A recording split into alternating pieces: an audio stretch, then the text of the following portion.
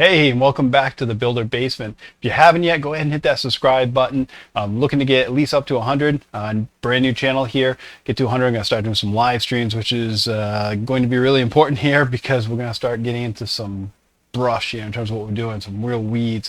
We're going to do some soldering, a bunch of other stuff that's going to take a lot more time. And I'd rather not send out videos that are going to be, an hour or so long. Trying to do these short. Come in here if you need a reference when you go to build your own Voron, or if you're in the midst of building one, you got a question, you got something you want to look at, see somebody else do it, see somebody else's mistakes. This is the place to be. So without any further ado, let's jump into the Z idlers. Again, short video tonight. We're going to build the Z idlers. Already got 3 on the machine. I'm going to build 1 here on the bench, put it on there so you can see how that goes. And then starting a little bit later this week, we're going to get the bed done and get into some weeds. All right, let's see here. So, actually, components for the Z idlers. The angry face. And people say engineers do not have a sense of humor. I think that proves it wrong right there. Fun times. So, piece 1, piece 2, your geared pulley, I remember what that is an M3 hex nut with an M316 screw. You're going to need 3 of the M530s, and you're going to wind up needing a couple of T-nuts to go onto the frame. So simple enough.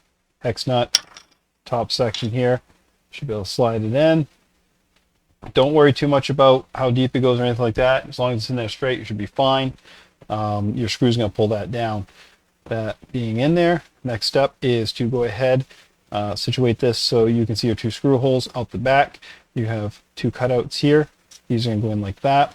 That aligns your hole here for your screw to go back to your nut. Then you go ahead and use your M3 and I'm going to screw that together.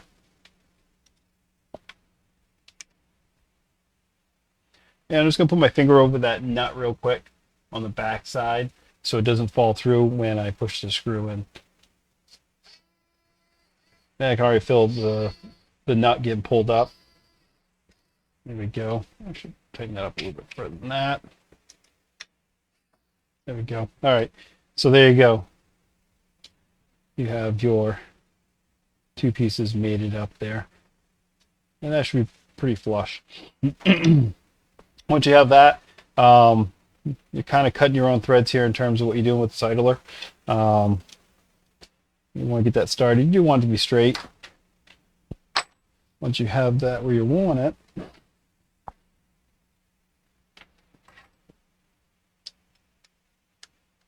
get it in there. I like to get them so they're just barely poking out through the other side there, about like that. Then you can line this in, and I've already put this through once, so it's going pretty well. You should have some tension on there. If your part is not to proper scale, that will be too loose. But if it is to spec, it should be nice and tight. And you wind up with your idler pulley just like that.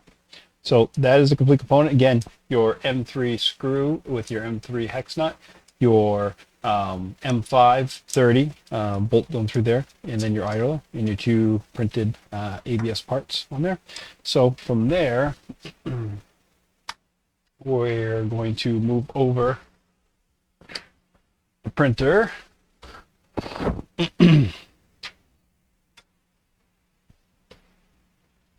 And let me see here. Get this corner where we want it. Drop that stop. I'm going to put that back in. All right, get this corner where I want it. Right here. All right. Perfect. Okay. So quick note on this. On your idler, there is a groove on the side. It's pretty obvious. You're not going to miss it. There's also a smaller groove here on the back.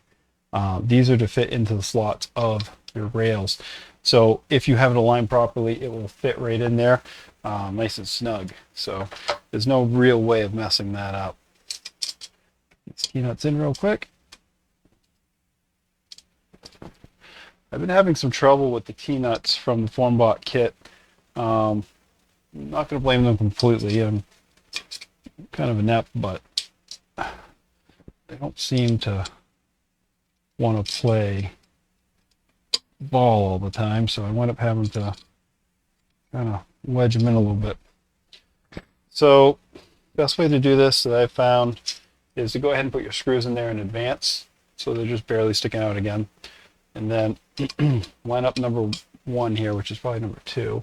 Slide it over till you wind up in place for your other T-nut. Then once you have them both, you can slide them over.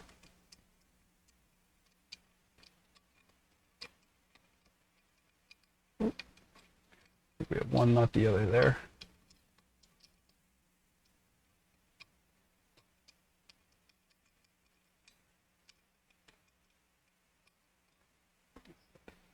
There we go. Yeah, guess it's going to be difficult. All right, so go ahead and reach on in there, see where we're at. A little easier when I have a different view. Perspective's kind of off here. Trying to do this with the camera. So let's see, we're right about there.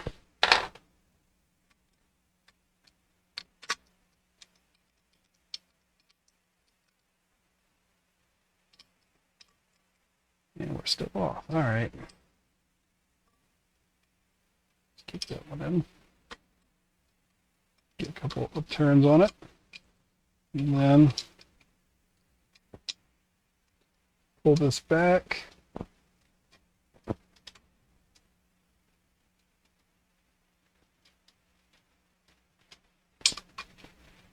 And there we go. Again, it's a little easier when you're not doing it for camera. So I'm going to push this tight backwards and to the side. So to put it in the corner as tight as possible. Oh, hit the wrong side bit on there.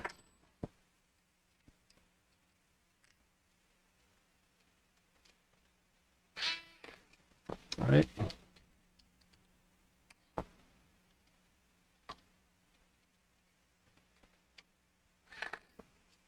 There we go.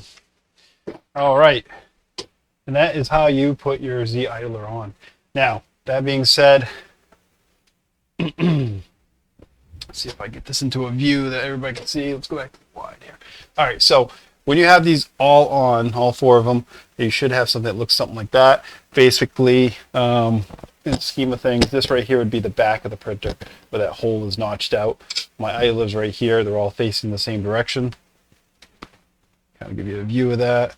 So that is all the idlers on the printer. Set that back down. All right, like I said, quick video tonight, but if you haven't subscribed, again, please do subscribe. We're going to get into some soldering and some more in-depth stuff, but we finally have a frame. We got something to work off of. So next time, like I said, we're going to get some bed stuff done, do some soldering, get some more stuff done. It's really coming up together. Not too many issues, little minor things here and there. So one last time, please subscribe, and I'll see you next time.